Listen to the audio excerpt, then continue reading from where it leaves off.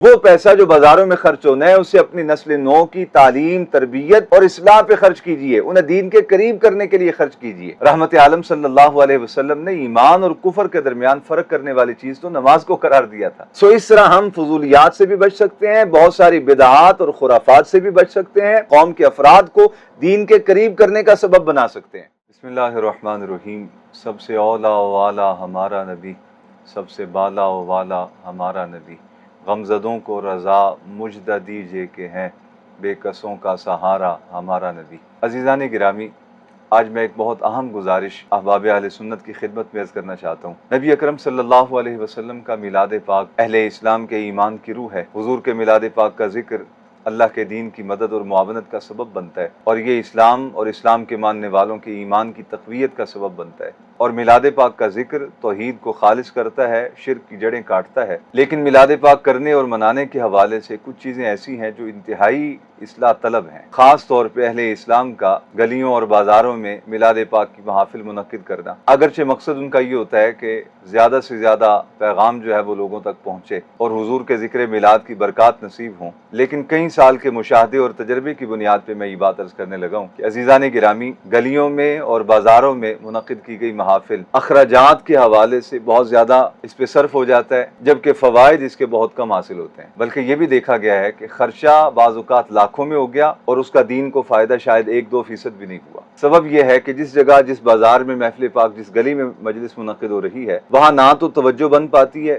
آتے جاتی ٹریفک کا شور، بچوں کا شور و غل، دکانوں کے کھلے ہونے کی وجہ سے وہاں توجہ کا نہ بن پانا، یہ سارے عوامل مل کے اس محفل پاک کی افادیت کو ختم کر دیتے ہیں۔ نتیجہ یہ نکلتا ہے کہ ساؤنڈ، لائٹس، ٹینٹس اور اس طرح کے دیگر لوازمات کی صورت میں بہت سارا خرچہ تو ہو جاتا ہے، لیکن اس کے دین کو فائدے ذرا بھی حاصل نہیں ہوتے۔ تو میں آج عوام اہل سنت سے اور اپنے احباب سے یہ عرض کرنا چاہتا ہوں، رحمت عالم صلی اللہ علیہ وسلم کے ذکر میلاد کی مجالس اور محافل کا انعقاد ضرور کیجئے کہ یہ ایمان کو تقویت دیتی ہیں اور دین کی معاونت اور مدد کا سبب بنتی ہیں، لیکن یہ گلیوں اور بازاروں میں منعقد کرنے کے بجائے اللہ کے گھروں میں انہیں منعقد کیا جائے، مساجد کی آباد کرنے کا انہیں سبب بنایا جائے۔ کچھ لوگوں کے ذہنوں میں یہ خیال آئے گا کہ جب محفل اور مجلس بازار میں منعقد کی جاتی ہے تو وہ لوگ بھی آ جاتے ہیں اس میں جنہوں نے مسجد میں نہیں آنا ہوتا۔ تو میں سادہ سا جواب عرض کروں گا کہ ایسے لوگوں کو بلا کے کیا کرنا ہے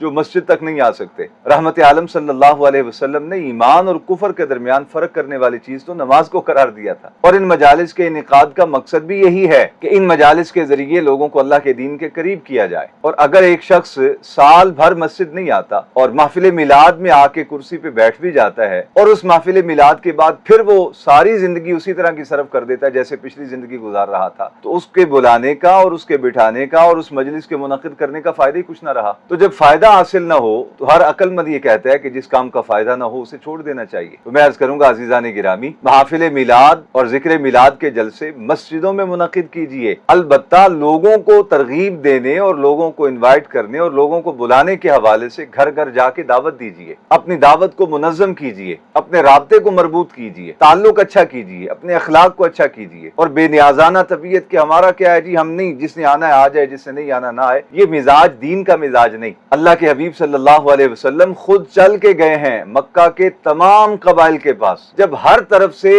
جواب ہوا اور دین حق کی دعوت کو قبول نہ کیا گیا تو پھر رحمت عالم صلی اللہ علیہ وسلم نے مدینہ پاک کے لیے ہجرت فرمائی، اور وہ بھی اپنی مرضی سے نہیں، اللہ کے حکم کا انتظار کیا۔ تو میں عرض کروں گا عزیزان گرامی، مجالس میلاد کو، محافل میلاد کو مسجدوں میں منعقد کیجئے، اور وہ خرچہ جو آپ کا ٹینٹ پہ، لائٹس پہ اور دیگر لوازمات پہ خرچ ہوتا ہے، اس خرچے کو آپ اللہ کے دین کی دعوت، تبلیغ اور اشاعت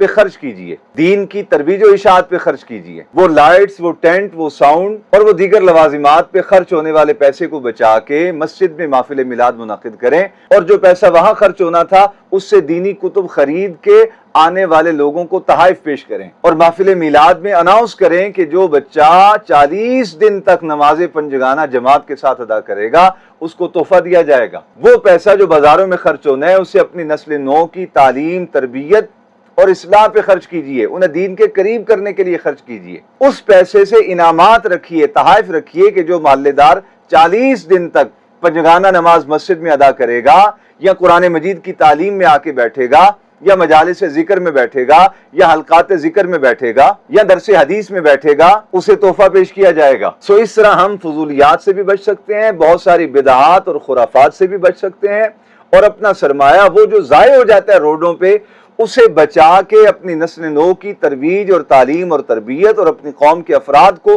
دین کے قریب کرنے کا سبب بنا سکتے ہیں۔ عزیزان گرامی، اللہ اور اللہ کا حبیب بے نیاز ہے، اللہ کا دین بے نیاز ہے، خدا رسول کو ہماری جدوجہد اور محنت کی حاجت نہیں۔ یہ ہماری سعادت مندی ہے کہ ہم اپنا وقت، اپنا سرمایہ، اپنی صلاحیتیں، اپنا پیسہ اللہ کے دین کی ترویج و اشاعت پہ خرچ کریں۔ تو محفل میلاد کو، حضور کے ذکر میلاد کو بامقصد بنائیے اور خرافات و بدعات اور رسومات سے بچا کے دین کی دعوت و تبلیغ اور ترویج و اشاعت کا اسے ذریعہ بنائیے۔ اللہ رب العالمین میری قوم اور میرے مسلک کے افراد کو اپنے دین کا درد اور بامانہ اور بامقصد جد و جہد کی توفیق نصیب فرمائے۔ السلام علیکم ورحمۃ اللہ وبرکاتہ۔